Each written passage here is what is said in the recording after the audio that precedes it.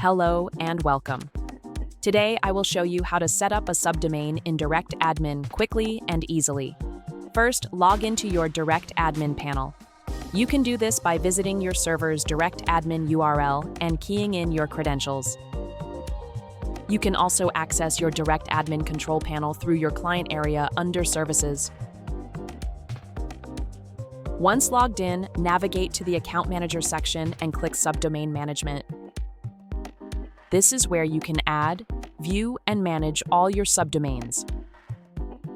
To add a subdomain, click the Add Subdomain button. In the Provided field, enter the name of your subdomain.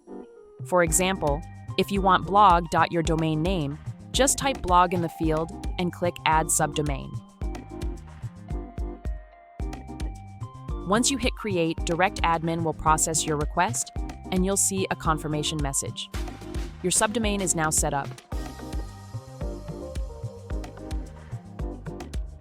To add content to your subdomain, go to the File Manager in DirectAdmin. You'll find a folder named after its subdomain inside your main domain's public directory. If your domain name is managed elsewhere, ensure that your DNS settings are correct. You may need to add an A record pointing to your server's IP address. This step is crucial if your subdomain isn't resolving properly. And that's it. You have successfully set up a subdomain in DirectAdmin.